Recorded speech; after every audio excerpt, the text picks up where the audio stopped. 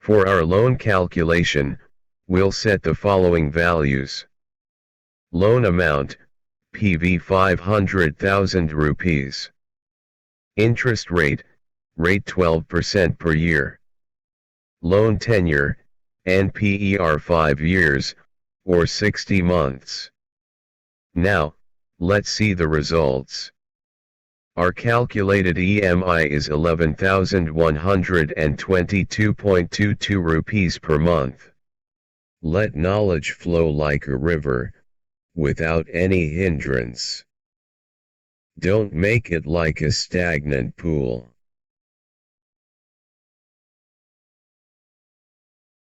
Welcome to the world of financial modeling with Excel. Hey Excel enthusiasts! I'm PS Chatterjee, and welcome back to another episode of our Intermediate Excel Skills series. Today's video title, Mastering Financial Modeling with Excel. In this video, we're diving deep into 4 powerful functions that can revolutionize your financial analysis, PMT, FV, PV, and rate. Whether you're a budding financial analyst, a seasoned investor, or simply looking to take control of your finances, these functions are essential tools to have in your Excel arsenal. We'll explore how to use these functions to calculate loan payments, future values of investments, present values of future cash flows, and interest rates. By the end of this video, you'll be able to calculate loan payments with ease, forecast the future value of your investments, determine the present value of future cash flows, calculate interest rates for various financial scenarios. So, if you find these tips helpful, don't forget to like, share, and subscribe for more Excel tips that simplify your work. Drop a comment below if you have any questions or requests for future videos. Let's get started and unlock the power of financial modeling with Excel.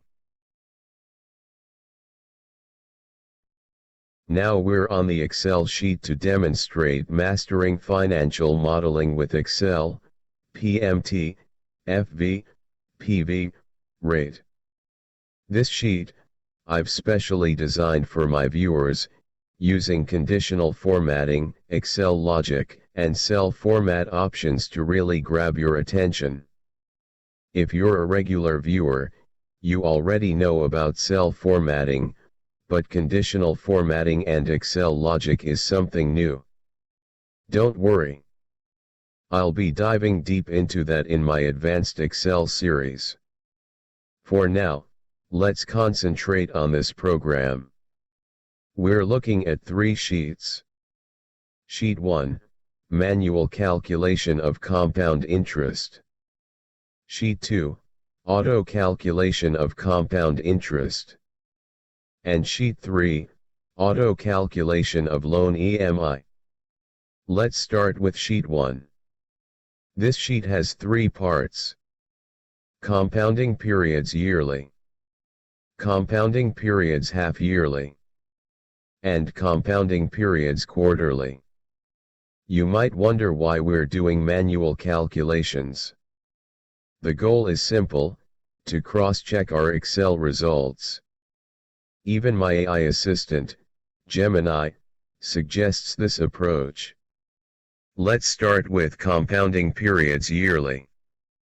In cell D3, we'll input our initial deposit, let's say, 100,000 rupees. In cell E3, we'll input the interest rate, which is 0% for now. Notice that this cell is formatted as a percentage. This formatting allows us to directly input 10 for 10% or 12 for 12%, without having to use decimal notation. Now, let's break down the calculations. Cell D3 represents the present value, PV, of our deposit. In cell E6, we'll calculate the interest gained in the first year using the formula equals D3 $E$3. This formula multiplies the initial deposit by the interest rate. In cell F6, we calculate the total amount at the end of the first year by adding the initial deposit and the interest gained. For the second year, we repeat the process. In cell E7, we calculate the interest using the formula equals F6 asterisk $E$3, where F6 now represents the new present value. In cell F7, we add the interest to the previous year's total. We continue this process for the third and fourth years, using the same formulas in cells E8, F8, E9, and F9. Now, let's input our actual values. We'll set D3 to 100,000 rupees, E3 to 12%, and F3 to 4 years. These values will remain constant for all three compounding periods. As a result, in cell F9 and D10, we'll see the final value or future value, FV, of our deposit, which in this case is approximately 157,351.94 rupees. Next, we'll move on to compounding periods half-yearly. In this table, we're breaking down the 4 years into 2 halves each.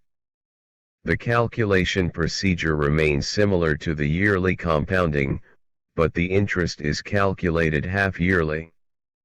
Since our annual interest rate is 12%, the half-yearly rate is 6%. In cell D16, we calculate the interest for the first half of the first year using the formula equals D3 asterisk $E$3/2. This divides the annual interest by 2. In cell E16, we add this interest to the initial deposit to get the total amount at the end of the first half year. We continue this process for each half year, adjusting the interest calculation and total amount accordingly. As a result, we find the final value or future value, FV, to be 159,384.81 rupees. Comparing this to the yearly compounding, we see a difference of 2,032.87 rupees. Next, we'll explore compounding periods, quarterly. In this table, we're breaking down the 4 years into 4 quarters each. Similar to the previous calculations, we'll calculate interest quarterly. Since our annual interest rate is 12%, the quarterly rate is 3%.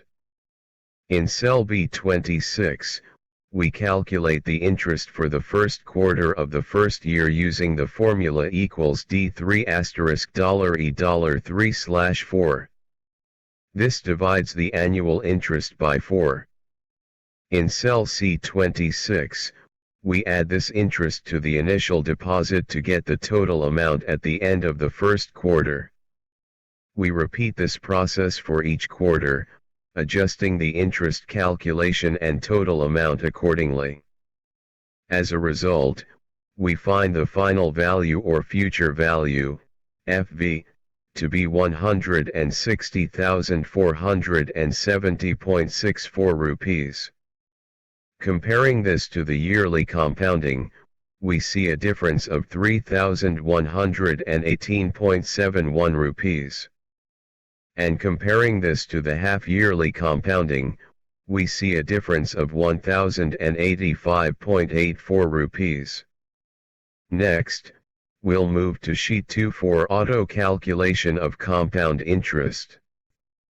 Here, we have a table with the formula for calculating the future value, equals to FV within bracket, rate by N, comma, NPER, comma, type, comma, minus PV bracket close. Let's break down the variables. PV, present value, initial deposit. Rate, interest rate per period. tenure, number of years, it is the depositing period. The value of n, number of periods per year, will vary depending on the compounding frequency. Yearly, n equals 1. Half-yearly, n equals 2. Quarterly, n equals 4. Type, payment timing, 0 for end of period, 1 for beginning of period. In the case of fixed deposit, value of type will be 0, since payment timing at end of period. NPER, total number of periods. The NPER value is calculated as tenure into n. FV, future value, final amount. For our fixed deposit, we'll set the following values. PV, 100,000 rupees. Rate, 12% per year. Tenure, 4 years. For our fixed deposit, we'll use type equals 0, as the interest is added at the end of each period. These values will remain constant for all 3 compounding periods, yearly, half-yearly, and quarterly. To ensure a fair comparison, we'll use the same values as our previous manual calculations. Now, let's see the results. Now I am changing the value of n from 0 to 1, yearly compounding, FV equals 157,351.94 rupees, and the difference with manual calculation equals 0. Now I am changing the value of n from 1 to 2, half-yearly compounding, FV equals 159,384.81 rupees, and the difference with manual calculation equals 0.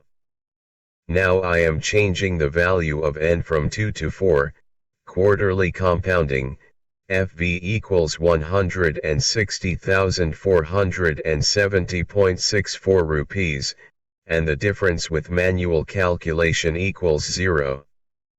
As you can see, the more frequent the compounding, the higher the final value. In a future tutorial, I'll demonstrate how to create drop-down menus to easily select different compounding frequencies. Next, we'll move to Sheet 3 for auto calculation of loan EMI. Here, we have a table with the formula for calculating the EMI. Equals PMT, within bracket, rate by 12, comma, NPER, comma, PV, comma, FV, comma, type, bracket close. Let's break down the variables. EMI, equated monthly installment. PV, present value, loan amount. Rate, interest rate per year. NPER, total number of periods, in months. Type, payment timing, 0 for end of period, 1 for beginning of period. For our loan, we'll use 0. FV, future value, final amount. For loans, this is typically 0. For our loan calculation, we'll set the following values. Loan amount, PV 500,000 rupees. Interest rate, rate 12% per year. Loan tenure, NPER 5 years, or 60 months. Now, let's see the results. Our calculated EMI is 11,122.22 rupees per month. In cell B6, we calculate the total payment by multiplying the NPER, number of months, by the EMI, which comes to 667,333.43 rupees. In cell D6, we calculate the total interest by subtracting the loan amount, PV, from the total payment. This gives us 167,333.43 rupees. And with that, we conclude this video on mastering financial modeling with Excel, PMT, FV, PV, rate. Remember, Excel is a powerful tool. Don't be afraid to explore its capabilities. With practice and a curious mind, you can become an Excel wizard. If you found this video helpful, please like and subscribe. Share it with your friends and colleagues. And most importantly, keep practicing your Excel skills. See you in the next video.